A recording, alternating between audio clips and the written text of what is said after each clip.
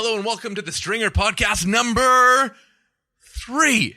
It's a trilogy. A good trilogy, like the first Star Wars one, or hopefully the third Star Wars one, but not like the second one. Lesson learned, don't do a trilogy of trilogies. We're lucky enough to welcome Laura Armstrong from the Toronto Star to this week's podcast. She is an absolute delight. Baseball fan, soccer fan, reading fan, Harry Potter fan. It was just probably, I can't say one of my favorite conversations I've had yet because we've only had 3. But it was definitely a good one. But before we get to that, Kylie. Hey. How you doing? Good, how are you? How was your weekend? Oh, it was busy. It was pretty busy. Yeah? Yeah. You walk into the new week a little bit floored? You gassed? I had a couple naps yesterday just to wake up a little bit for this week. So, I'm back on track though. I spent the whole weekend moving, and it's just the worst thing you could spend a weekend doing because you work yourself harder than you've ever worked, and then you still have Monday to greet you. So how sore are you? I have muscles that I didn't even realize were there, and I have scrapes in places I can barely wash. Isn't let that alone the greatest? No, it's very painful. I'm doing my best to get through. But we're living for the weekend. Yes. And has been the custom, you have very busy weekends. Oh, yeah. So busy. What do we have going on this week? So, taking a step back from all our alcoholic weekends. No, thank goodness. My liver needs a break. I got a nice relaxing weekend ahead. So, first off, on Friday, there's a Terranium, a plant and pour event, workshop there. And I don't know if you know anything about those. Not at all. I've killed every plant I've ever owned, but I want them to live. Yeah, okay. So they're like these little glass balls, and I don't know, I guess you get some homemade kind of plants, and you just kind of decorate them the way you want. Mm-hmm. It's at Cali Love on Bay Street. So, Cali Love. Yeah. That during TIFF, it was a huge spot for a lot of the stars to check out. I went this past weekend actually. And? Oh, I love it.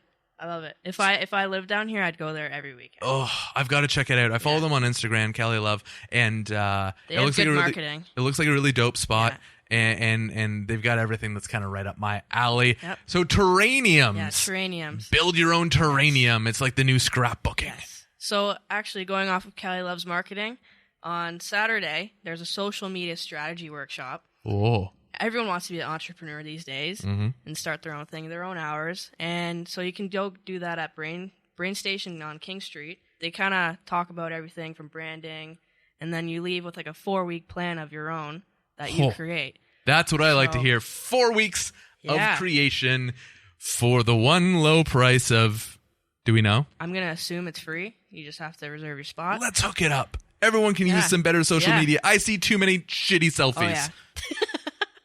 And then, on Sunday, I actually signed up for this a couple days ago. It's Active Nation Day from Lorna Jane. Mm-hmm. It's in Don Mills, if you've ever been there. Shops at Don Mills. Yeah, definitely. It's just a little north of Toronto. Totally. No, I don't have to get out of Toronto for this for a little bit. Queen Street is the north end for me. Okay. This is like North York. This is north. Yes. So, Lorna Jane, they've been doing this for the past 5 years. Mm-hmm. It's kind of them getting everyone active for every last Sunday of September. So they kind of, everywhere in the world, they just get everyone together to do an active day. You start off with some yoga, you go to the different classes, you sign up online actually, and it's free. I don't know, you just have a good time. This is amazing. We're giving our livers a break. Yeah. We're be active. Connecting with nature on Friday. We're working our brain on Saturday, and then on Sunday we're working our body. It's like it's Kylie's holistic weekend. It is. It's taking a break from Kylie's big weekend, and we're going straight holistic. Yes. I like it. I think we both can need a little bit of vacay time. A little R&R. I'm not going to lie. North of the city and having to work my body, it's all you this weekend. Okay. It's all you. Well, I will be there. I'll see you on Monday. So, okay.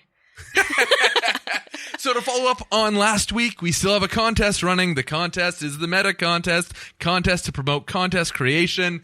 That's right. You guys send me your contest ideas because that's the best idea I could come up with. And we're going to give you free stuff. We're going to give you tickets to Toronto FC versus New York Red Bulls at BMO Field. So you can send us your contest ideas at Stringer Podcast, or somehow write it to us or show us on Instagram Write it in the comments on Instagram. Write it in the comments There you at go. Stringer Podcast, and you can get yourself some free tickets. But now to this week's guest, Laura Armstrong. It's Laura Army on Instagram, Laura Army on Twitter. She's an absolute delight. But before we get to it, I've really been trying to take care of myself more. This is, I realize I'm 33. I've got to do a little bit more for myself.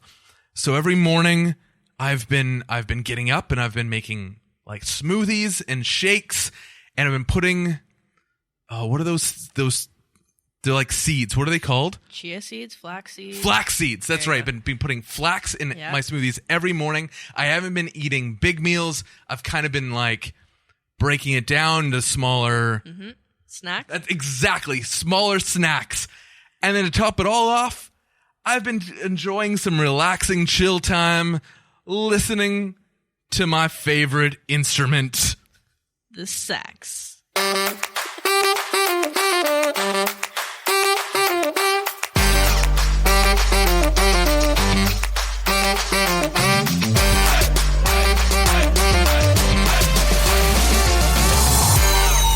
So, how was Boston? Fine. 19 innings, How many times did you rewrite the story? Oh my god, like 75 times. I That's was so done too. I was just like, this is not. And what time thing did that you get home late last night? No, I got in yesterday morning. So that was yesterday good. morning. Yeah. My friend got a job at Raptors, like the woman who's replacing Jim LeBombard. Oh, Jen yeah. Quinn. She's like my mentor. No way. I Yeah, heard so about we were that. out I was last actually night. just talking about her last night. Yeah, we were out last night to like celebrate and stuff, so that was nice. That's exciting move for her. So exciting. Yeah. I cannot wait. She's going to be so good. Is she? Yeah. she's fantastic. I don't know her personally, but I kind of heard about it for the last little bit, that it was Yeah. kind of coming down. Yeah, right. Yeah, because she was on the beat when she was like young. Yeah. She did Raptors for, like, When a she ton- was young. When she was Whoa, young. shots fired. We're recording. That Oh can my go out. god! Imagine. No, that's fine. You can tell her that. She knows. So you guys went out last She'd night? kill me, but yeah, we went out last night. So, and we're going to the Jays game tonight. Oh, Hence sweet. why I'm wearing my Dodgers hat. Yeah, I was wondering as you came up, what am I wearing? Phillies. Phillies? I was... Phillies? Yeah. Yeah, it's the Phillies. So I actually was literally trying to... I didn't want to do my hair today. No. And I was literally trying to pick what hat I'm going to wear. And the thing, just because of the building, the people I work with, Yeah. I can't... Like, all I want's color. Yeah. That's all I really want. I just want different colors. And I can't wear, like, a Habs hat without Yeah. everyone shitting on me Right. here. Or, I don't know, Miami Heat. I guess they're red. Well, I guess Raptors are red. Yeah. They're more black and gold now. I But mean, I can't- they'll always be purple to me. They're great. Are they purple to you? Yeah. Are you a for basketball sure. fan? I was when I was I played when I was a kid. So, Really? Yeah. Those long arms. It gives oh, it yeah, away. so short. Massive Definitely wingspan. what you think about when you think basketball player. Yeah. This girl, you look at me and you're like, for sure. I played basketball. Well, I played basketball in elementary school Yeah. when anyone can play basketball and make the absolutely. team. But in high school, believe it, like I played volleyball. Interesting. Oddly enough, Volleyball to me is like the hardest sport. is it really? Yeah, like the minute like the volleyball, you start bumping, my Yeah. arms just like turn Go into red. like red sausages. Yeah. They're like super swollen and super painful, and I'm just like, I'm done here. Time out. See, I like the whole beach thing. Yeah, fair. And that kind of fed it too. I used to go up to Sobel every single summer for a couple of weeks and, Nice. and just kind of enjoy the beach and spend a week being beach bums, like putting peroxide in my hair and it goes all blonde, and I'd have like Hawaiian print shirts because Oh my God. I was 14 and clearly an outsider. Honestly, when I was in Baltimore, the number of people who were wearing Baltimore Orioles like Hawaiian shirts No. was insane. No. Yeah, it was Yeah. so much. It doesn't. I was in Baltimore for the draft last year, I guess it was. Right. It doesn't seem like the Hawaiian print kind of spot. No. Like, where? Absolutely not. Where did they come up with this great idea that we're going to make everyone I don't know. dress for a luau? I still think that the only redeeming part of Baltimore is Camden Yards, which is like super redeeming, so it like really evens out. But It's unbelievable. So I got to walk around. So it was January when I was there, and I got to walk around because half of it's basically open. Yeah. Right? You can walk through that little park area with all the statues and see the field. And I actually shot it because in my head I'm like, I would love to do a documentary on the game that they played in front of no fans. Oh yeah. And that's still in my head somewhere, something I want to throw around. No pun intended. But I took a wrong turn in Baltimore, which is you can't do that. Really easy to do. Yeah, but you shouldn't. And so I turned like left when I should have just stayed by the water. Yeah, always stay by the water. And I turned left and I got like 2 blocks and everything went to shit. Like I swore I was in a different city, and there's like these gargantuan police officers wearing army fatigues and giant bulletproof vests patrolling in pairs. And I'm still curious, Clay. Like I'm wandering around and I'm stopped at a stoplight and there's this giant officer and he kind of does a double take and looks at me and laughs and says, "Do you know where you are?" And I'm like, no. He's like, "Where are you staying?" I'm like, "Oh, the other side of Camden Yards on whatever street it was." He's like, "Go back there." He's like, "Don't walk, take a cab," because it was getting dark. Like it was probably, well, this was January, so it was probably 6-7 o'clock and the sun was going down. And so then I'm like, is it really as bad as it looks? Like I'm kind of looking down and there's some like beat up, you can't call them gentlemen's club because no gentleman that I know would ever show up there. And I was like pretty beat up. And I'm like, is it as bad? And he's like, "Here, let me tell you a story." He's like, "Last week, my partner and I were responding to a triple shooting in the middle of the street in broad daylight. And we show up, we're just assessing a scene, and like a white cube van goes roaring through a red light, smashes into the corner of a building. 6 guys jump out and start running down the street, and we had to chase them on foot." He's like, "That was last week." And I'm like, "Cool, I'm going to take a cab. Thanks very much, officer. Bye. You're doing fine work. You're upstanding." Imagine that's your life. No, I couldn't. Like, and do you get assigned to the shit cities? Like, or do you choose? No, like I'm the rookie, right? So I do whatever like works, sort of my schedule works around other people's schedules. So I actually got some good cities this year. Like I got to go to San Francisco and I got to go to Seattle. But San Francisco, I could not get over the number of homeless people in that city. Yeah, it was, and you know, my colleagues on the beat say that it gets worse and worse every year. And it's it's like a really hard, it makes you feel a little bit heartsick because it's such a progressive city. Yeah. And, you know, they've got pride flags everywhere, and it makes sense. Geographically, it's small, so they're all sort of concentrated in one area. It's warm outside. I believe that the city gives them subsidies, so they get like a sort of stipend every month. But it's like the homelessness there is out of control. Like I could not get over it. I really didn't feel safe like walking on the streets at night in San Francisco. I have a feeling everyone who's homeless is still making $35,000 to $45,000 a year at a tech startup because it's impossible to find affordable housing in San Francisco. They're probably all doing right for themselves. They just can't find a place to live. Oh my God. Because it's too damn expensive in San Francisco. I'm going to be, so we're heading to LA next week. Right. Thursday. And then I'm taking a couple days and I'm driving up the coast. I'm driving right to Vancouver. Oh, nice. And I had hoped to stay a couple extra days, but then I realized there's a midweek game. Yeah, Montreal, right? Montreal midweek. You can't miss Montreal midweek. I'm like, that spoiled everything. Yeah, so now I'm taking a Vancouver flight Wednesday morning. And then landing. No, like the 7 a.m. flight. And then you get in. And landing here at 2:30 or whatever it is, and I'll grab my crap and go. But San Fran, I've been once before quickly. Right. Actually, twice before very quickly, right? For a day each time. And so there's just a couple things I want to do there, and then I'll probably break up the rest of the drive.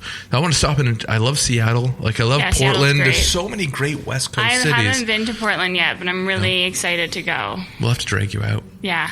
So they divide up the cities you get to go to. Yeah. Like, I guess you kind of get whatever's left over in the nicest of ways. And like it's certain, and you know, for me this year, it was kind of like I've really never been to most places, so I'm perfectly happy to go wherever, you know?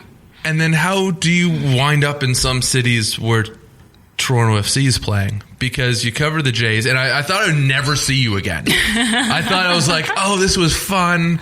I got to know a new person. Bye. And then you're gone because you took another great sparkly job. Yes. But then I saw you in training. Was it training camp? I saw you for a couple days. I went to Tampa. I just like pay attention to both and then try and like sneak my way around up to TFC every once in a while. Like I came down there was one day when there was 2 of us at spring training, and it was like a Sunday, and I was in Clearwater, so I was like half an hour away from Tampa, and I was like, okay, well, I'll just like go up there. There's no need for 2 of us to be at Jays when one of us could be at Jays and one of us could be at TFC. Right. And they got killed by Chicago, and I remember thinking, what is happening? And then suddenly they had a great preseason up until that last game. Until then, and then Chicago was good, and it was super weird. Yeah, I have a bet going. You remember Devang? Yeah. I have a bet going from the beginning of the year that he said that Chicago would be top 3 in the league, and I was like, not a chance. And no disrespect to Chicago, but the era that I've been in MLS, they have not been a very good team. Absolutely not. And so I'm like, not a chance. I'm like, I'll even give you top 4. The loser has to deliver a pizza to the winner's house because so you have to go to he's Vancouver. in Vancouver. No, I just you just have to dial up okay. and have a pizza delivered. And so now it's funny because as Chicago gets through the back end of the season and things kind of change for them, we're really watching the standings because we both want that damn pizza. Fair. I mean, who doesn't want pizza all the time? So I'm the friend that enters a room with somebody and doesn't introduce them. Laura Armstrong, welcome to the podcast. Hi, how are you? Good, how are you? I'm great. It's the official, I don't know, introduction? Is that what you call it? Official introduction, sure. Toronto Star reporter, writer, me. Goddess. Absolutely. Yeah. Pain in the ass. Whose ass? Nobody. Everyone likes you. You have, from my opinion, you have went about your career where everybody on both sides of the pen likes you. I think everybody likes me because I am a pain in the ass. Oh, really? Yeah. That's my brand, obviously. Are you like a CNN reporter in a sports reporter body? Oh, God, I hope not. Where you're like, answer the tough questions. I demand justice. Do you really think? I don't know if CNN reporters ask that. No, the tough ones. I couldn't. So maybe I am. Yeah. I am a CNN. I'm a Fox reporter. Maybe. I'm a Fox reporter in a sports body. Yeah. No. I don't know. I came from news, so I know how to answer. Yeah. I did news for like a year and a half. Oh, wow. Or so, maybe longer. Yeah. Maybe 2 years. Yeah. From the start of my career till sports, probably 2 years. I don't know. It seems like a long time ago. Where did you grow up? Ottawa. Oh, you're an Ottawa girl. Well, I'm a Barrhaven girl. Oh, so Barrhaven is like a suburb of Ottawa. Oh, it's the fastest growing suburb in Ottawa, and I am angling to become its mayor one day. Is it, with no disrespect, is it like the Scarborough of Ottawa, or is it like the Oakville of Ottawa? It's like, I mean, you have to get past some fields to get there, so people think that it's really country, but then once you get there, it's like, we just got a Costco, that was like a pretty big deal. But it's like, you've got all the things, you've got all the suburbia things, you've got like the, movie theater and the Indigo and the Walmart and like all of that stuff. So it's just like, it's like a smaller version of like Mississauga, or maybe in the middle of a farm field. I grew up in Newmarket, which is about an hour north. Yeah. And that is it's like we have a Costco, we have a Silver City, or whatever they call it, Cineplex. Yeah. And, you have your little strip mall. You've got everything. I don't need to leave Barrhaven. Kind of. But, like, I don't. Nothing's happening. I never really did when I was a kid. Nothing's happening in Barrhaven. Yeah, exactly. You don't have to leave. But, yeah. You did. I did. You moved to the city. Well, I moved to Halifax first. That's where I went to school. Where'd you go? The University of King's College. It's like part of Dow. That or sounds affiliated like with Dow. really regal. Yeah, Where'd you go? I went to the University of the King's College. That's exactly. It looks like Hogwarts. Does it? Yeah, they think that it's like Ivy League. I don't know if that's actually true, but I think it maybe like at one point in time was Columbia, and then there was a fire, so they moved up to Nova Scotia. I believe it was Columbia, but they like have formal meals and stuff. They made us dress in like robes. So were you like stuff. Slytherin, Hufflepuff. Absolutely Slytherin. I always respect the Slytherin guys. Slicked hair back straight. Yeah, I can see that blonde hair. Yeah. Just greased straight back. I'm like the female Draco Malfoy. The Harry Potter fan. Yeah, absolutely. Thank goodness, because that joke would have died really hard if you weren't. You're like, Slytherin? What do you think I am? I saw a girl wearing a snake charmer? Ravenclaw shirt the other day, and I wanted to stop her and be like, what about you is Ravenclaw? Like, why would you pick Ravenclaw? I feel like it's one step above Hufflepuff in my opinion, but like not much. Well, they're the Ravenclaw. I'm going to get toasted on the internet for saying for this. sure. Ravenclaw are the bookworms. Yeah. Are they, right? Right. Hufflepuff are just like the dreamers, like dreamy-eyed, like everyone likes them, but they don't really do anything. Yeah. Maybe they're like the hippie kids. We should all want to be Hufflepuff. We should all, exactly. I think so. Because nothing's too serious. No, everything's just like, no sweat off my back. No, but no one I don't care them. about those owls or like whatever. Oh, you want me to play Quidditch? This seems like too much work. Yeah. I can just get baked in the backfield. Fantastic. Leave me alone. I'd read that version of Harry Potter too.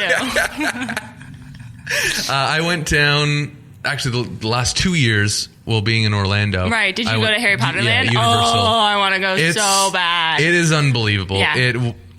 I wish... It's great that I can do it as an adult because I can do it whenever I want and not whenever my parents can afford to take me.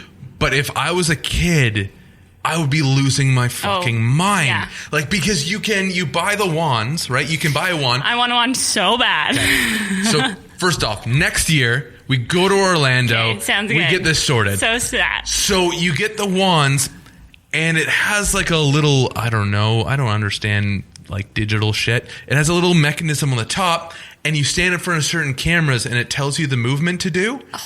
And like lights in a building will turn on, or rain will come down in a select spot. It is, or things will move in the store window. It is. That's so cool. Unbelievable. That would blow every child's mind. Right. Yeah. Exactly. Or there's the kids that can't do it right. And right. as soon as an adult, you just stand there and laugh. And you're like, oh, they're getting it all wrong. You're saying the wrong incantation, damn it. You're like, I got this. Yeah, it's a flick Step and then a swoosh. Child. So I've been there twice. I went there twice in 2 years. And I still haven't experienced everything. And I spent a full day there. Interesting. I didn't realize it was that big. I thought it was just like it's 2 areas. They're smart. They divide it between Universal Studios and Islands of Adventure. Oh, so very smart. Yeah, you have to pay more to get everything. And Hogwarts, I think, is in Islands of Adventure, and Universal is it's Diagon Alley, which is unbelievable. So and they have Gringotts Bank, and they have the dragon on top. Do they have the food? That's like what I was always into, like the frogs and the butterbeer. They have butterbeer. Yeah. Frogs. I mean, they're chocolate frogs. You want they do have chocolate frogs. Yeah, not the actual frogs. No, I was like, I don't eat regular frogs. It's not sanitary. Just the chocolate frogs. I don't think. They have the chocolate frogs. They have the butterbeer. They have the 3 Room Sticks, which was the pub. The pub, yeah. And from the inside, I'll show you pictures afterwards. On the inside, you swear you're sitting there, and you're like, oh my goodness, that's where... whatever. That's where that brick moves. Yeah, exactly. That's where they were talking about this or that. Okay, yeah. Fantastic. And so I kind of lost my mind. I got into it late. I was in a different field altogether before I came into sports and video. What was that? Oh, now we're getting deep. I had clients that basically had various cognitive issues. Okay. And most of them had like adult onset brain injury. And so they needed help basically just putting the pieces together. Okay. And I just in my ability and skill set, I'm able to kind of help and be patient and stuff. But you meet some of the most interesting people that also have some of the most eccentric likes and hobbies. And I absolutely loved it. For the people, I loved it. And so I had one of my clients gave me the full, all 8 movies of Harry Potter. And so this was probably only 5-6 years ago. Right. And I sat them down, and in a week I finished them all. And I thought it was unbelievable. Yeah. And I haven't read the book, and everyone will criticize me for the books. I have not read the books. But you gonna leave? She's leaving, everybody. Laura's just gotten up. Oh, there she goes. This is fun. I'm a film guy anyway. Yeah, I mean, I get it. Like the movies, a book like Fiend. I used to read those books all the time. I'd read them 6 times over. They've all got cracked spines and whatever. My parents bought me like the like collection for Christmas 2 years ago, the full books, and it's like new ones so I can like display them. Yeah. And I was like, I'm like 25 years old. This is ridiculous. Like, I don't understand. And I was like crying. I was so excited. See, like I was like a real child about there's it. that piece of you saying, this is ridiculous, but I love it so much. Yeah. Best gift of the whole Christmas, I'm sure. My parents know me so well. Yeah, exactly. No, I've straight up put it on my list. I really shouldn't have been surprised that I was a 25-year-old getting Harry Potter books when you have a Christmas list. Yeah, exactly. That has the Harry Potter books on the top of the list. If your parents at 25, if they stray from your Christmas list, as soon as it doesn't say pony on it anymore, if they stray from your Christmas list, pony on it every year. Number one, pony. They're not full size. No. Because like as an adult, you'd look rather funny riding a pony into town. True. Your feet would maybe drag across the ground. Barhaven's not that rural, and I'm not that tall, so I might be able to make it work. You have to like tuck them up. Yeah, it's like you're riding a small motorcycle. There you go. You got your legs up to the side. Fantastic. So you were a big reader growing up. Were you the girl? Okay, so being a reporter now, were you the girl with the notepad that ran around asking people questions? No, I was not the girl with the notepad. My mom used to always say to me, though, she used to say, "Le nez, s'il vous plaît," which was her way of telling me to stop being nosy. She was like, get your nose out of other people's business. And she said it in French because I grew up speaking English and French, and she thought that it was less embarrassing, like in front of other people. She could just be like, "Le nez, s'il vous plaît." And then she would also say, nose? "Laura," 2 words. And then the 2 words were "be nice." So like those were our like secret. You're behaving badly. You need to work on your. So I guess I was always curious. Yeah. But I was the girl who had 3 books on the go at all times, all over the house. Read a lot of like classics, Jane Austen. I read I was named after Little House on the Prairie, Laura Ingalls Wilder, so I read all of the Little House on the Prairie books, Anne of Green Gables, like that kind of thing. That like if I ever in the future wind up with a daughter, that would be, and for anybody, I think that like those are the books that you need to have your kids read, because they just instill in you like such a fantastic. And Hardy Boys and Nancy Drew. I like Nancy Drew. Yeah, I didn't read Hardy Boys as much. No. You're selling me out. So I was the kid with the notepad. Yeah. I ran around with a notepad taking notes because I thought everything was like some big mystery or some big crime. Oh, that's good. And everyone was always giving me tidbits, or it's like, he's looking awkwardly to his left. And I'd write that down as I look awkwardly to my left. "Hey, Kylie, how you doing?" I'm good. How are you? I'm glad you're here too. As I look awkwardly to my left. No, I was taking notes on everything, and so I think I'm on the search for finding someone else who did it, because right now I feel really alone. Right. But I'm sure other weird kids like you did.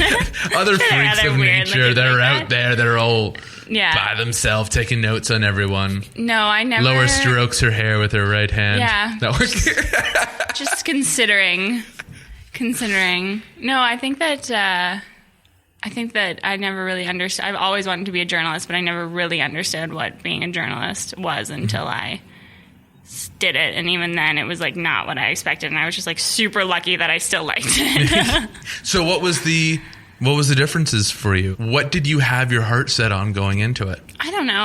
I think that I used to want to be like a magazine editor, I think the process of magazine is just so different. And now that I look back on it, the things that I always liked about journalism that have stayed and have proven true is the deadline. I love being on deadline. I like the stress of it. I like the like sort of exhilaration of it. And like magazines just like don't. Not to say that there aren't lots of deadlines over a month of magazine, but I like the like sort of immediacy of newspaper, of like the website, which obviously magazines have too, but you do something and then the next day it's in the newspaper, and then you get to go and you get to do something completely different. Like that's my favorite part about the job, is that you do something different every day. But I think that like a lot of people, I thought that this job was a lot more glamorous than it actually is. Turns out to be. You know? You're like, oh, this is work. Yeah. Oh, it turns out this is an actual job. You work a lot, and you work weird hours and like all that stuff, which is fantastic. And I love it. But I mean, maybe when you're Anna Wintour or Meryl Streep, your Devil Wears Prada, whatever, like those people live glamorous lives. But I don't walk around like that on a regular basis. One of my favorite movies. Yeah. Actually, Devil Wears Prada, and I don't know how it became one of my favorite movies. It kind of just hit me at the right time, and it was that the aspiring journalist, I think, side of it that kind of gets caught up in a world they didn't expect to be in, but found their footing there. They spend like a third of the movie in Paris, which I absolutely love. Yeah. It's one of my favorite cities. Yeah. But yeah, Meryl Streep. I mean, you can't go wrong with Meryl. Emily Blunt, though. Like, she was my favorite. And she wasn't the Emily Blunt that we know. No, not at all. At all. No. But she plays this really so good. Stuck up. Yeah. She goes on the diet and she says that every time I'm about to feel sick, I have a cube of cheese and it makes me feel better or something. I'm almost at my goal weight. And I'm like, oh my so God. That's how you get thin. That's how it works. I figured it out. I think it's smoking. I think smoking is the answer to getting thin. Is it? I think all the celebrities smoke. I think that's why they're all thin. So far, we're promoting smoking for everyone. Smoking and being mean. Starving yourself. Yeah. 1 cube of cheese a day keeps the weight away. Honestly, there's no chance for me. You give me 1 cube of cheese, like, I'm gone for days. I will keep going until it's done. I'll go down a black hole. Yes, black hole of cheese. I asked you what you wanted on your rider. I was like, you're pretty important, Laura. You know, you're coming here. Super big deal. Yeah, super big deal. What did you need? And you said nothing. And I was totally willing to get the 8-pound bag of M&Ms and only pick out the blue ones. I don't remember when you emailed me that, but I remember being very tired. And I think I was at the Fenway. I don't remember what time of day it was, and I'd like to think that it was after the game because then I'd have a real reason to be tired, but I'm not sure that it was. I think it might have been mid-afternoon.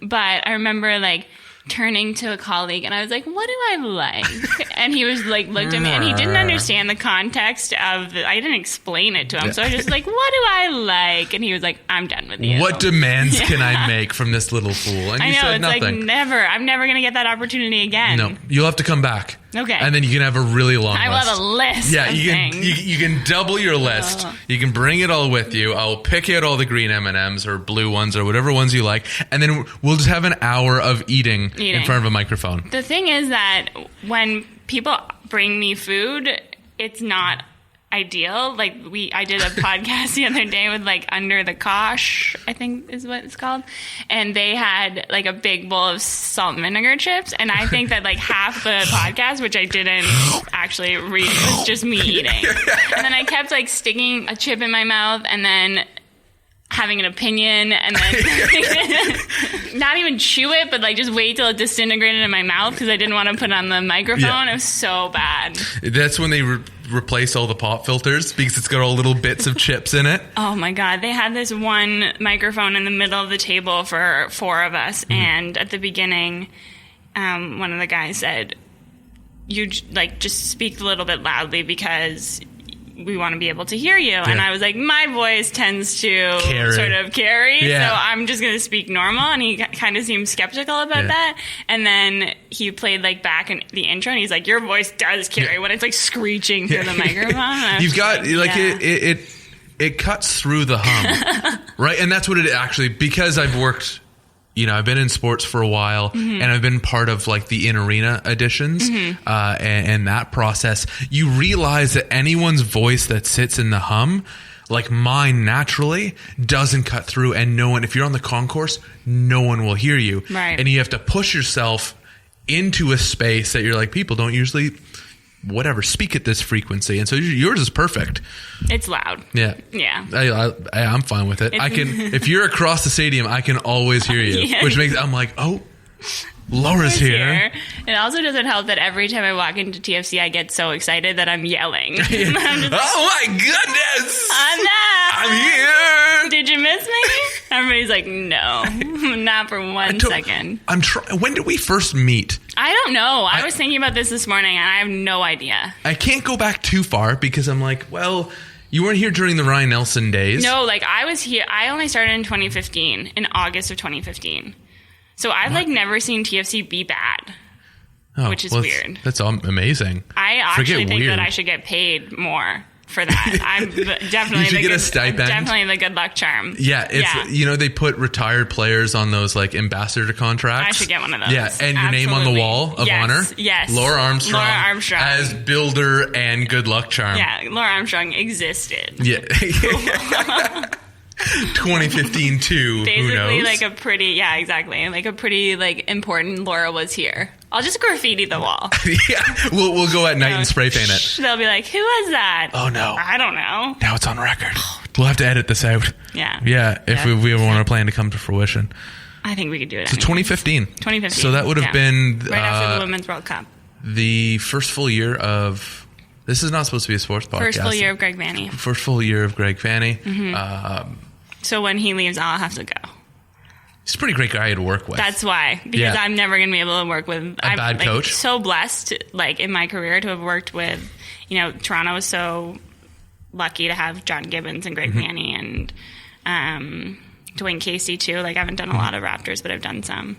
John Herdman, like, everybody John that Herdman's I've dealt with. Yeah. Unbelievable. Like, even... I came in, I guess, last year, the first time I worked with them, and, you know, operating a camera and trying to get in people's faces during quiet times is not the most enjoyable thing. I feel awkward doing it. I don't even like doing it. But John was great, completely understood the process. He said, whatever you need, let me know. And then at a point, you kind of get a sense that, okay, he wants to focus, and then you go on your way. Yeah. But John's great to work with. I feel everyone has this experience who works in sports, like just the person who shuts you out. Like just whether it's a coach or a player, the experience, and you have to name names, but can you recall an experience where someone just was not giving you anything just because they felt like being difficult? Oh, yeah. I feel like that happens more than you would think that it happens. Now, nobody who has like necessarily consistently done that. It's just like, oh, today I'm grumpy. Yeah. Which like I get to a point. Many days I'm grumpy. And, like if you want to just stick a microphone in my face, then I might not be super happy. But then at the same time, I'm like, okay, pal, like you're being paid an obscene amount of money, and part of the job that you're doing is to speak to the media. And I just there's a certain level of expectation. But then there's some guys who. And girls, women, who, you know, are great one day and aren't so great the next day. And that's what I get. It's when you're, like, sort of perennially, like, media. I'm just like, okay. There was a coach that I worked alongside with, and he would kind of tilt his head down, lift his eyes up when he didn't like the question, not answer you, and just make you feel like you're the biggest piece of crap in the world. And that drove me nuts because, like, I don't know, I don't go in there trying to be bad. No. That's not my aim.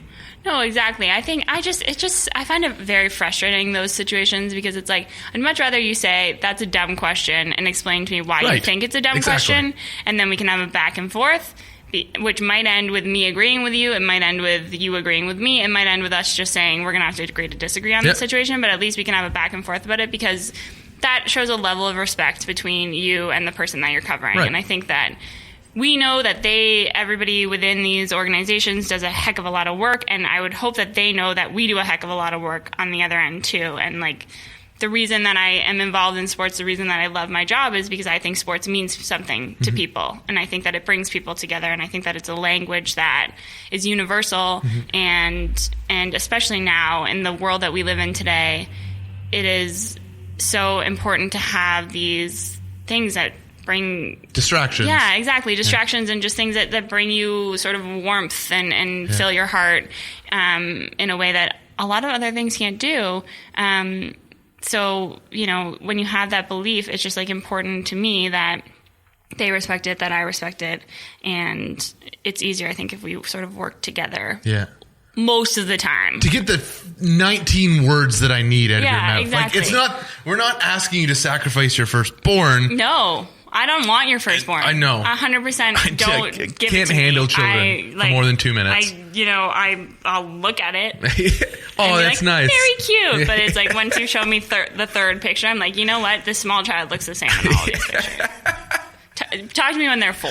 Do you have friends that are starting to have families and post every baby picture alive? I'm not like quite there yet. I'm like at the point where like I'm older siblings is sort of more. And like I actually like the kids on Instagram because like they don't around talk. Me. Yeah. You know? Like I'm like I can appreciate that very cute picture of that very cute kid that you just posted, but like I I just, I do find sometimes that because I'm a woman, especially in this industry, that there are people who want to talk about their kids, and that's very nice. And like, I like kids, and if you show me a cute picture of your kid once a week, like, cool, I'll smile respond or whatever. Yeah. But it's like, if you continue to show me pictures of your kids, like, stop. Like, I just don't want to see that many, and I'm busy. And you can't relate. Just because I have ovaries doesn't mean that I have this instinct yeah. to want to see every photo that you've taken. That's why I feel the smartphone has ruined it for everybody. Oh, God, because now they'll take a million pictures and they don't have to take it to Black's Photography or whatever and get it developed and wait and then sort through all the out of focus ones. Now someone can just take endless photos of their child and destroy the world with it. Just shatter my sense of being. I don't want to say it's terrible, but it's an atrocity. Yeah. It really is. There's like 3 things wrong with this world. Smartphones. Famine. Trump. Just like that. If I could solve the world in 3 ways, that would be it. Yeah, when we were in Tampa, I was in Tampa at the beginning of the year, like I think it was my first Jays series. I think it was the night of the State of the Union, the beginning of April, if I'm remembering that correctly. And there were all these like parking lot Trump supporter parties, and I was like, get me out of here. Like, I need to be away from this, especially like as a woman who you're so close to. How many sentences am I going to say that start with "as a woman" on this podcast? I'm impressed. I'm not even going there. Yeah, no, but like the prospect of a female president for all of her perceived faults and whatever was just so fantastic. And I remember at like 9:00 on election night, just for the first time realizing, because I lived in like a Twitter bubble of progressive people, that, this ultimately wasn't going to happen. Just sort of thinking like, people are smarter than this, right? Yeah. And at like 9:00 on election night, I had a bunch of friends over. We had a lot of great snacks, including beef jerky. I don't know why that was there, but we did. And just my heart sinking, thinking this is not going to happen. Yeah. And I was just like, probably at the time, more concerned about the fact that Hillary wasn't, we weren't going to have a female president than I was about the who was coming in. Probability of who was as the male president. Yeah, so it was a shock. I remember I was flipping through the 3 major U.S. networks just to get a well-rounded opinion of how the night was unfolding. I remember at about 20 after 10 and Eastern time, and that's everyone pretty much knew. Like, they had their boards where they're like, well, if Ohio swings blue and we get this state, this state, this state, and the recount comes in these 4 other states in favor, then it could happen, but everyone knew it was over. I remember there being this calm for about 2 minutes, and they went to a satellite reporter, and he for 2 minutes took ownership, and he said, I think this is a really large eye-opener for us in the media, that we spent more time speaking to our own beliefs than we did listening to what the people were wanting and where their hearts were. And it was this really touching moment for media, having worked for myself, not in news, but in media for almost 10 years now. Just that someone can be that honest and that heartfelt and have that self-awareness, I think, in the moment. And then not 3 minutes later, they go back to their stupid board with blue and red squares, and the person's like, well, we like to call these the Budweiser states, so the Budweiser votes. They're your middle-aged, undereducated men that blah, blah. And I was like, oh, and you just did it to yourself. Do you find any... I wasn't going to go down this road, but do you find any faults in the media at all, and how that all played out? Because there was a lot of... It seemed to polarize the media as much as it has polarized the population. I don't know. I don't know that I paid attention to it well enough. It all sort of made me feel sick. So I just read the headlines and read Daniel Dale, who's our guy in Washington from the Star, who's fantastic, and has covered a shit show before because he covered Rob Ford, so he knows how to do it well. But just stuff everyone in the clown car and wheel them out together on the back of an elephant. It's amazing. Would not want to be a part of that. Yeah. That sounds terrible. I don't know. I think that the media just... I've become a fiercely big supporter of the media ever since Trump has been in office, just simply because I think I probably see faults less than I used to, because this like concept of the media and the press infuriates me. And like I'll even like, you know, my mom and dad will say, talking about sports, when my dad's talking about Arsenal and being like, oh, the press say this, and I'm like, the press, like, can we stop that? Like, what do you mean, you people? Oh, you know the press is gonna make a big deal out of Alexis Sanchez smiling or not smiling, and I'm just like, okay, like, let's rein it in, David. Like, this is too much here. So, what did your parents do when you were growing up? They're real estate agents. Oh, both of them. And so, my mom stayed at home with us until I was like 11. Yeah. It was like the worst moment of my life when she was like, I'm going back to work, and I was like, no. Yeah. So they work at a family.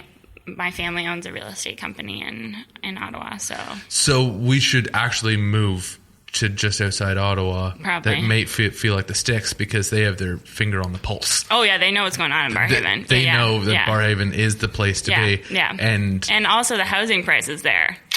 Are they mint? They are not Toronto, that's for sure. Have you thought about trying to buy at all in Toronto? Oh, have I ever? It's impossible. Well, it's one of those things, you grow up as a child of real estate agents, and that was always like, for us, that was just like, for my brother and I, it was just like something that we were going to do, because that's how you invest your money. And now it's just like, okay, stick in the mattress. You have to have like those conversations about, how am I going to invest? Because clearly I will not be investing in the house that I expected that I was going to be investing in. So I'll get a bachelor pad condo that doesn't have parking, maybe a small locker. That'll be $500,000. Yeah. And then maybe when I've paid 10% of that off, I might be able to upgrade to a junior 1-bedroom. Oh my God. I can't even talk about it. Like, it's just too heartbreaking. much. It's so much. Yeah. I almost consider how bad it would be to commute from Barrhaven. I might be able to do it. Like, I might be able to sacrifice those hours of my days. I've driven to Barrhaven and back before in one day. Yeah? You can do it. We used to come down for TFC games, my dad and I. Every time. Well, when Thierry Henry was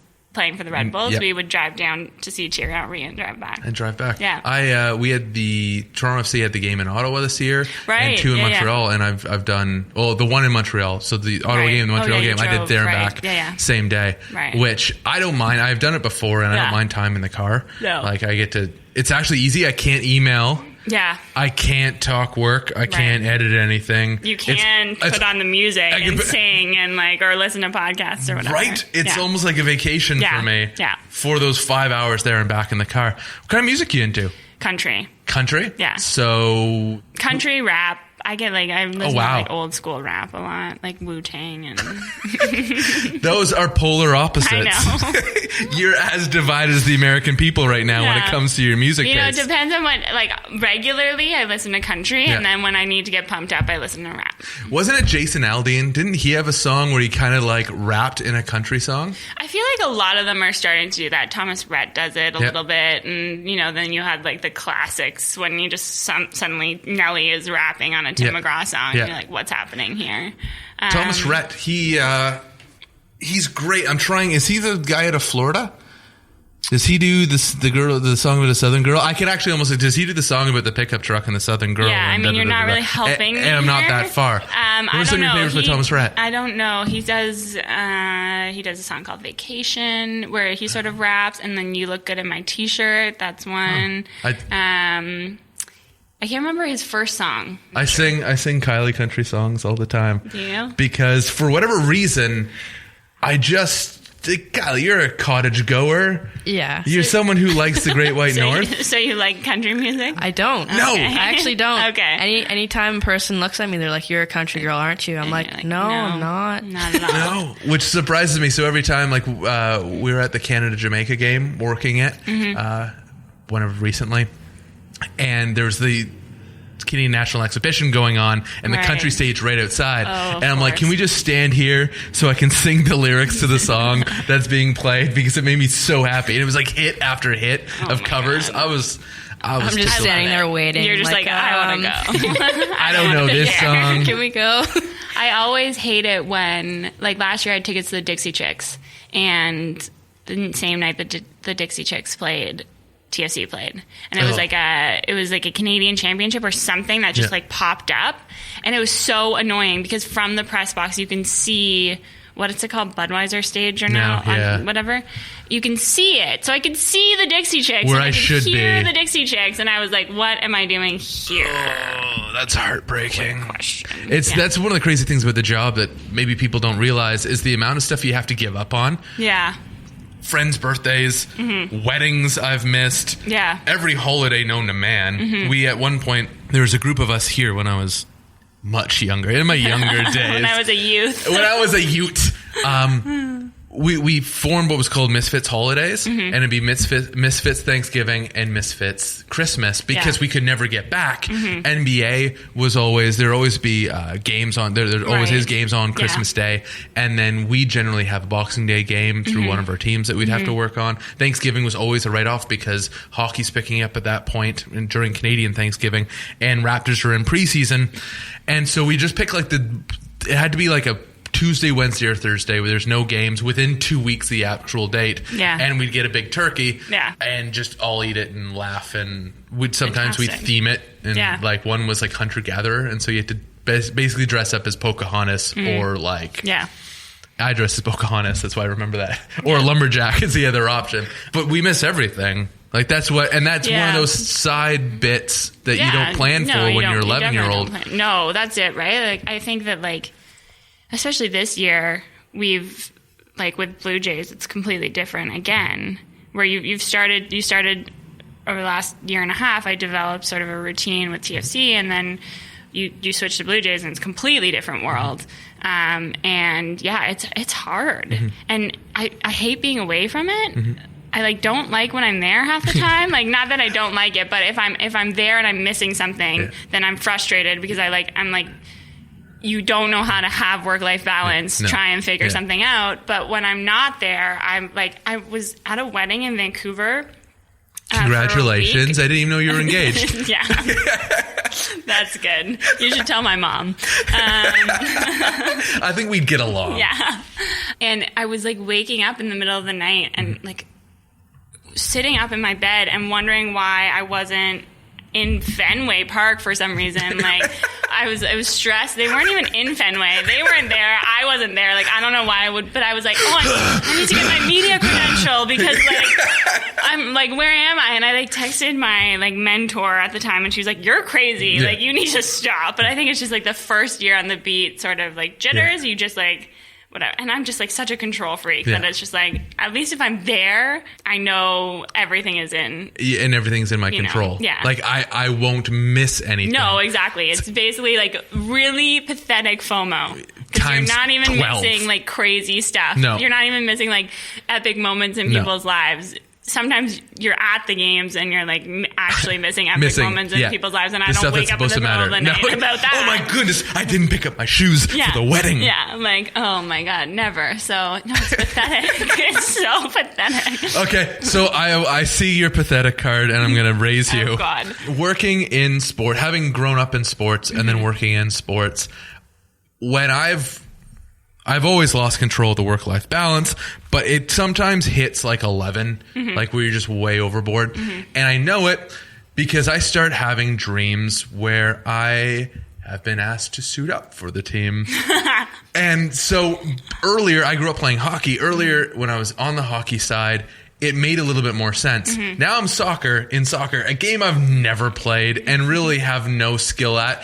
And I kid you not, probably 4 or 5 weeks ago, I had a dream where Greg Vanny said, "Okay, Clayton, we're really short guys. We need, in order to play this game, to dress whatever to 16 guys or 15 guys, whatever it is. You're going to put on the kit and you're going to sit at the end of the bench and you will not move." It felt like my father was speaking to me. He's "You're going to fold your hands in your lap. You will not look at anyone or speak to anyone. You will not move." And I woke up, first of all, stressed out because I'm oh my goodness, I have to get ready for the match. But I woke up laughing. I've got to get ready for that. I woke up laughing that my dreams have evolved from me playing in a Leafs game to sitting at the end of the bench for TFC just so they can qualify to have enough players so they can actually play the people that are real. and I got a kick out of that. Honestly, I like fully trust that Michael Bradley would not let you look like a fool even if they put you on the field. He'd be like, "Don't worry, just do this, and anytime you screw up, I'll fix it for you." Yeah, that's I don't think Michael and I have that relationship. I think he's like, "You go stand in the corner, you're the corner flag in our end, and don't move, and you can throw the ball in. We'd rather play with 10 men than play with you." You could still screw up your throw-ins. You could totally do that. No, I could just Gotta throw go it. straight. I could just throw it to Justin Morrow. Like I'm the ball boy. I'm the ball boy. I throw it to Justin Morrow, who does the actual throw-in. Yeah, that's what you should do. That's definitely what I should do. I'm gonna wear one of the pink T-shirts at BMO Field and run around collecting balls. That would be fun. There's this clip. You should never be on your phone while working. I understand this. Wow. But sometimes sometimes we have multiple cameras, and so all the I'll have a PA hopefully with each camera, and I'll be texting them like, "Hey, I need you guys to move here, move there." And I want to say it was maybe close to 2 years ago. I was on my phone, and I look up. I'm on the touch line right by the bench, and all I see is a ball heading towards me, and I receive it with my left foot, and I kick it back out with my right foot, and Greg Vanny gave me the weirdest look of he was coming over to retrieve the ball. He's like, "Oh, I'll just toss it my player and throw it back." And he's like, "The fuck was that?" And it went back in. And so I clipped it out of the game because you can see me on the broadcast, receive the ball and kick it back in. You're like, "I'm so good." Right? You should put it all on your highlight reels and send it to some teams. I'm going to send it to Jack Dodd, who's the head scout for TFC. There you go. You got Jack, it. You totally got to get me into your academy. I might not be able to make the senior team, but the U18 team, I think I can. Yeah, I'm right there. They're in pods, right? My age doesn't matter. It's just my skill level. I think you guys can help me out. Oh, my God. When I was in Baltimore over the weekend, it's like a really low press box, and I think it's the second lowest in the league in Major League Baseball after San Francisco, and I was 100% sure. I told everybody, I was like, "There's no way I don't get smoked in the face." I'm 100% sure it's going to happen because I'm the most accident-prone person. I've been walking around Jay's all summer with certain ailments. Fell off a boat. Thought I broke my tibia. Obviously didn't. Can you tell me this story? No, that's basically it. I fell off a boat. I was at a friend's cottage, and it was early morning. People always are like, "Were you drunk?" And I'm like, no, I was not. But we went for a swim, and then there was the dock normally had stairs, and then the stairs had broken or something for that weekend, and so you had to climb up the back of the speedboat, and you had to sort of make a little bit of a leap from the boat to the dock. And as I was leaping, I was saying to my friends, "I'm too klutzy to be doing this," and I just hit the deck so hard. I still have it's been 6 weeks, and I still have a bump, a dent in my leg. So I just it was ultimately fine because I just lay in a sun chair for the rest of the weekend, and my friends got me stuff. Right, you have an excuse not to move. Within an hour, we got to the point where we were like, "Okay, can we start drinking now? Am I my leg's not broken? We probably don't have to go to the hospital. We can have some wine." So, which is perfectly acceptable at 10 a.m. anywhere. For sure. Yeah, it was 5 o'clock somewhere. If I do not start my day with a glass of scotch. No, I'm joking. God. Yesterday when I was on the Porter flight back at 11 o'clock, I was like, "Can I?" And then I was like, "No." That's when you're in a lounge, the Air Canada lounge. I think they start putting everything the alcohol out. It's locked away. Yeah. But they put it out at 10:30 or 11. And I'm like, well, they think it's okay. Yeah, so it must be. And I feel like I'm in an international space. There's international waters. I'm not in a time zone when I'm in an airport because you have people coming in, then it's morning for them, and people leaving, then it's evening, and all the time zones convene in one spot. So I'm in international time space. And so I can drink at any point. Usually when I'm in an airport, I don't know what day it is. Are you traveling a lot more this year, do you find? Yeah, for sure. Travel a lot more. I mean, I didn't travel that much for TFC. Yeah. I did for the playoffs, and I expect that'll happen again.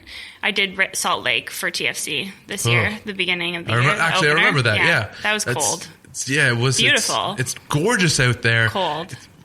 Weird as fuck, that city. Yeah, it is super weird. When I was getting in, and there was there were these like Mormon young women who had obviously just come back from a mission. At the time, it was not obvious to me, other than the fact that they were greeting each other, and it seemed like they'd been gone for a long time. And it's one of those airports where you go down 2 escalators to get to the baggage claim. So I get on the escalator, and I'm coming from 2 weeks at spring training, so I'm already I'm towards the end of my trip, so I'm probably looking pretty bad at that point. And there's like a crowd, and I'm not like really give a shit paying meters attention. and all-time low. Like real leggings, like ball cap, sunglasses situation. But I look down, and I'm not really paying attention at this time, but there's like 100 people, and they have balloons and like signs and like whatever.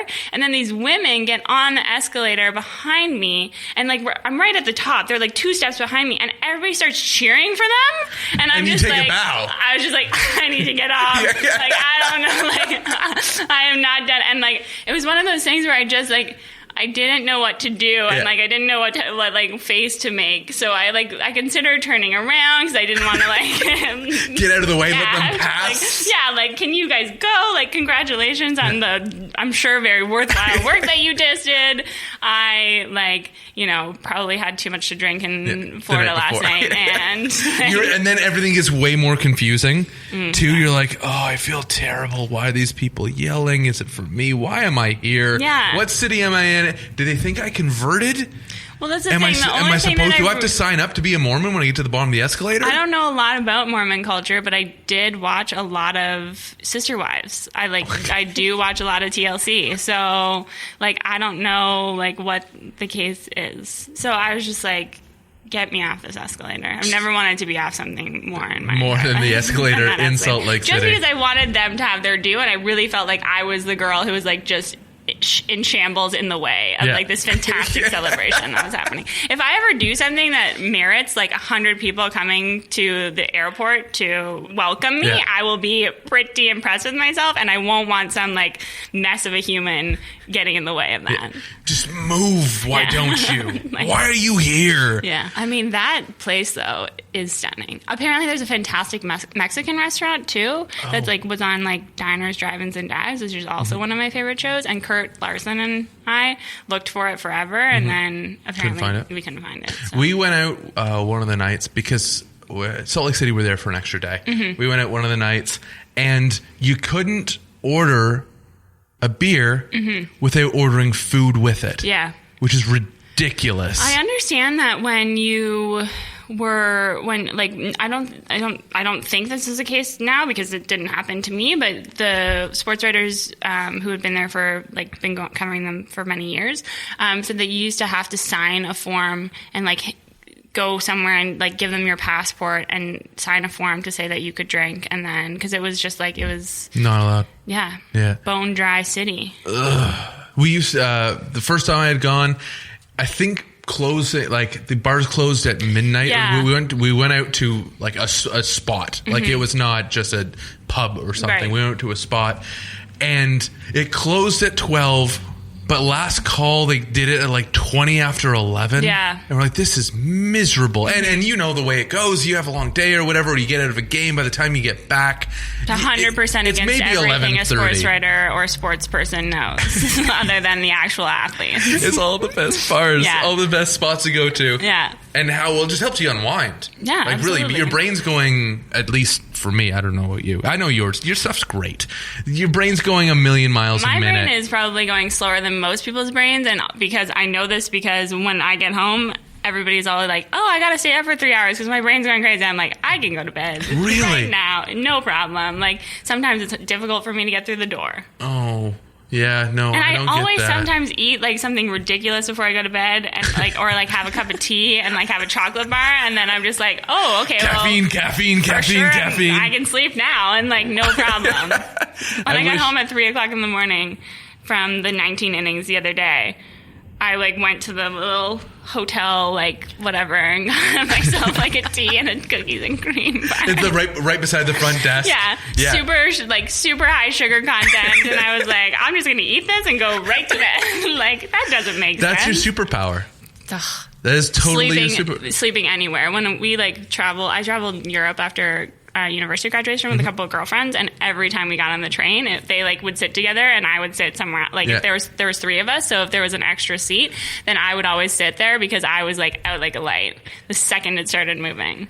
I'm jealous. I can't, especially when traveling. That's usually when I'm the most awake because I get overstimulated. Like everything excites me. I'm like, I don't know, a puppy or something. It's like, oh, and we can do this, and we can do this, and we can do this. And look, you see at the window, there's clouds, and there's mountains, and there's a baby beside me, and we can talk. We can be friends. We can be best friends. And that's the way I am the whole time. We can't. Literally you just fall asleep on me. True. I don't. You'd be out. I don't fall asleep as much on flights. I'm not a good flyer, so you get nervous? Super good for this job that I'm in. A friend of mine recently told me that turbulence has never killed anyone. I don't know if that's actually a fact, but I now use it on the plane. I just like sit there and I'm like, turbulence has never killed anybody. Turbulence has never killed anybody. Getting out of Salt Lake was the worst flight I've ever been on. It was like crazy winds and you fly out over the lake. Yeah.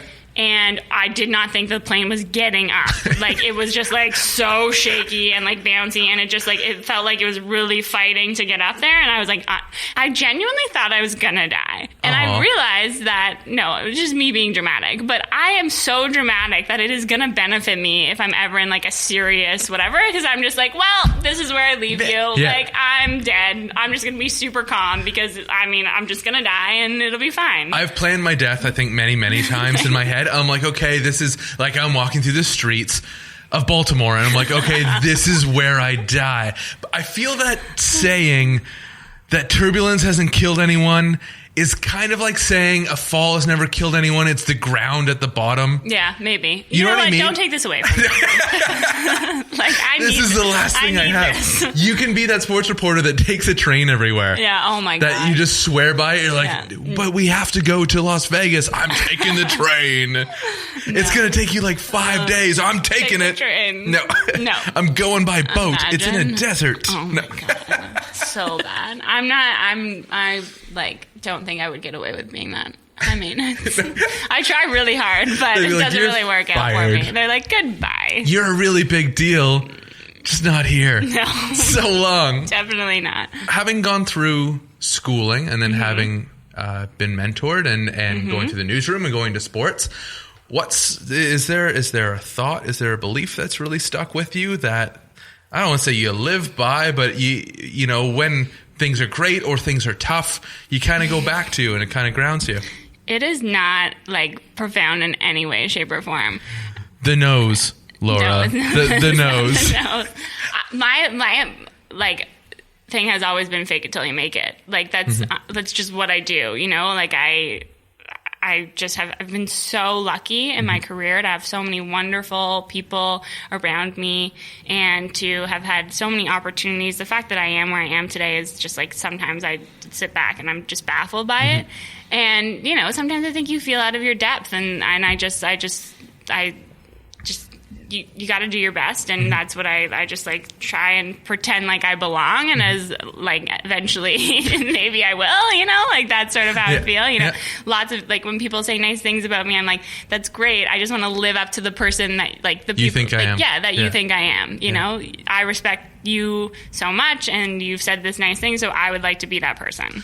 I just tell them they don't know me very well. Yeah, it's like, oh my goodness, you're so good at your job or whatever. I'm like, you just don't know me. I'm like, yeah, I'm so good at it. Really fantastic. Like, you don't realize I have job offers everywhere from coast to coast, country to country. Yeah, that's me. That's me.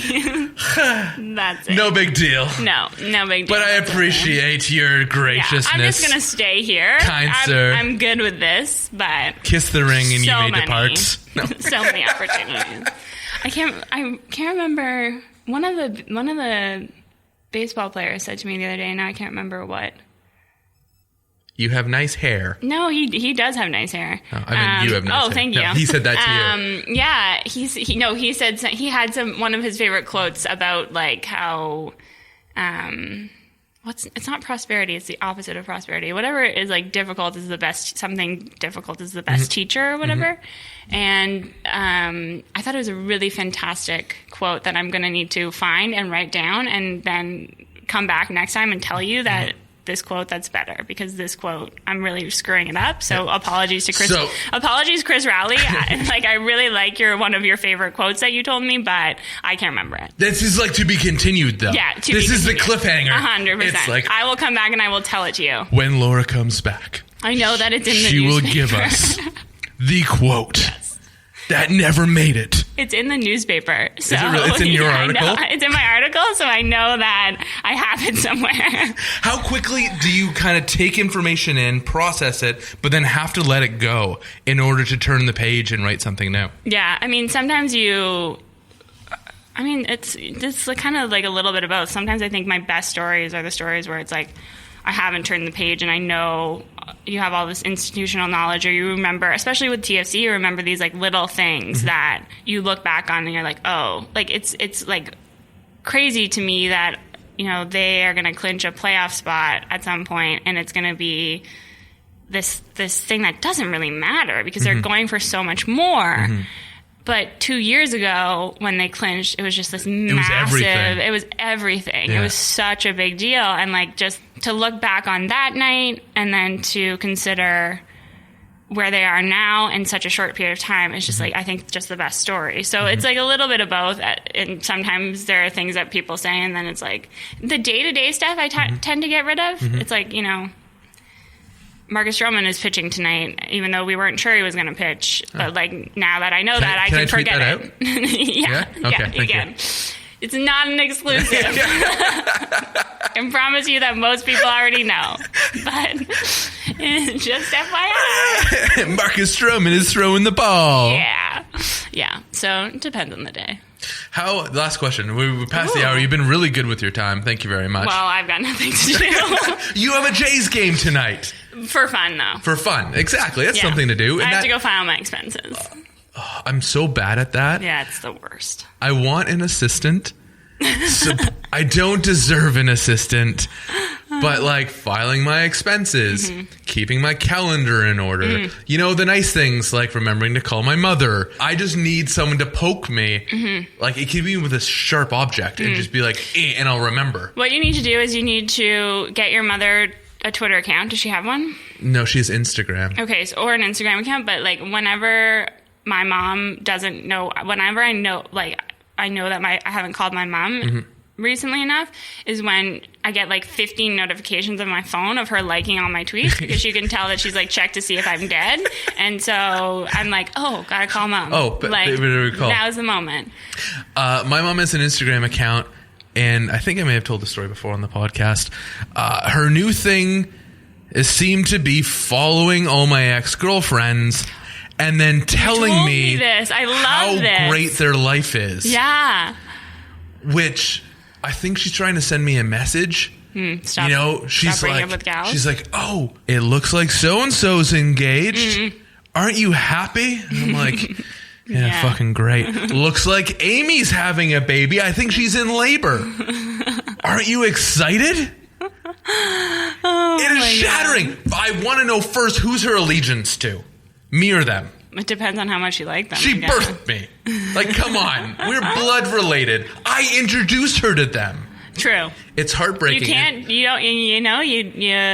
You don't choose your family. What's that? You can choose your friends. You can choose your friends. You can pick your nose. You can pick your friends, but you can't pick your friend's nose. Yeah. Like that. That's definitely the saying. There you I'm gonna go. have it inscribed on my headstone. Okay. So I'm afraid to give my mom Twitter now, or to link her up with the idea of Twitter, because what's next? Maybe she doesn't feel like she has enough of a window into your life, but she feels like she has enough of a window into their lives. So if you told her more, then she would like you more than them.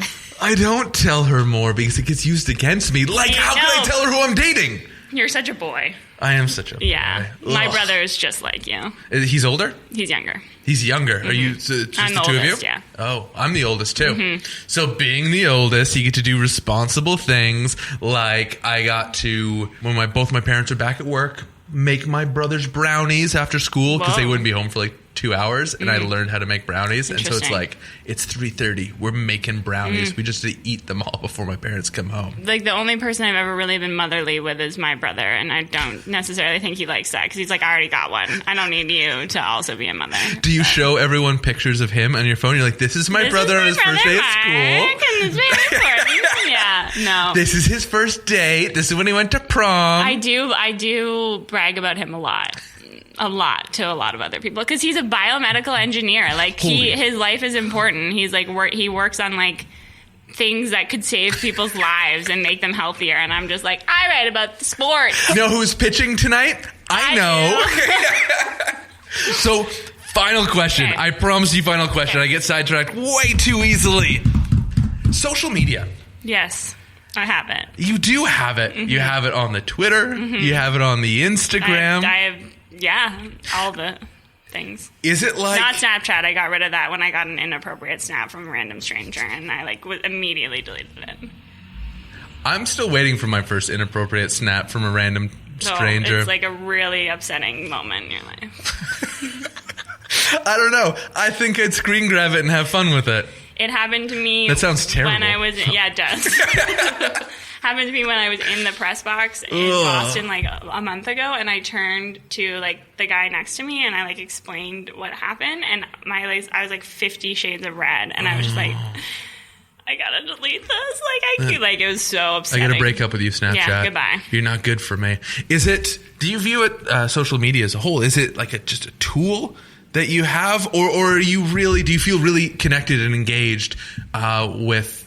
I think everyone has a core group of followers. Yeah, I like to have fun with it. Yeah. Like I don't think that it's. I mean, it is a tool, and I think that primarily you have to use it as a tool, especially in our industry. But I like to like share a little bit of myself every once in a while. Yeah. Obviously, it's like a controlled, like any other sort of social media thing. It's a controlled platform. So I do like to share little bits and pieces about myself, because I think that just makes, it's like some sort of human connection, and it makes you more than an egg. Yeah. But no, I do. I kind of like the little egg pictures now. Yeah, I do. Oh, no. I want to go back to the egg. I enjoy going through 19 innings and like writing about what's happening in the baseball, also being like, I've just dipped into the popcorn and like whatever. People love stories Can I get about some press meat box up food? in here? Like, come on, it's like, late. I've had ice cream for 8 days in a row. So I really enjoy it. Yeah. I haven't got a lot of negative feedback. I've been very, very lucky. I don't know if I outside of that one instance, but like women that I've dealt with have received a lot of it, and these are certainly women who have way more followers than I do or whatever. They've received a lot of sort of hate and terrible things, and I just I haven't really got vitriol. I really haven't got any of that. So like maybe if I was getting that kind of thing, it would affect me more. But like I also have my settings in a certain way that like I only really talk to people that I know and that kind of thing. So it works out. Maybe it's just because the whole world loves you so much. Yes. I think so. I mean, I think that you're my number one fan. I am totally your number one fan. You sent me the sweetest message when I was trying to line this up over the Twitter, and you sent me like a screenshot of your phone, and you're like, greatest day of my life. I don't know why that's your voice. You could have been the greatest day of my life. And it was when I followed you. Yeah. Which is great. I'm just hoping. So overdue. Can we like write one ship, please? Like you've been so good and you've done so much for me. What's wrong? Can you follow me back?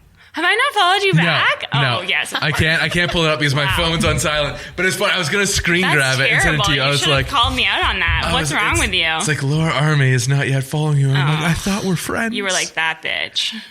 Yeah, that's definitely what I did. Sure. I'm like, I can't stand her. I like when she can't follow me on the Twitters. I know. I liked it when you were like forced. Can I force you to talk to me? And I was like, yes, please. Literally any second. I don't have any friends. So we're gonna do this again whenever you want.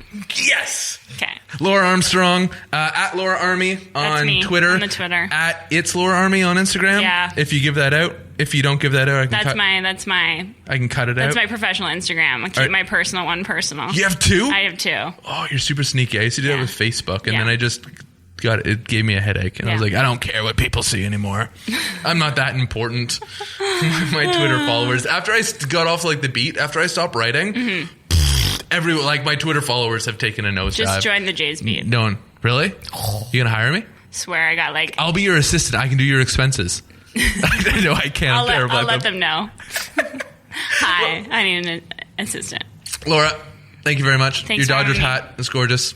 Oh, it's my initials. It's not because I like the Dodgers. It's just my initials. That was growing up. Montreal Canadiens. They had the CH on their jersey, and that I was like, oh, I thought that was going to be my signature for my whole life. Yeah. Is the H inside the C? Yeah, I get a lot of.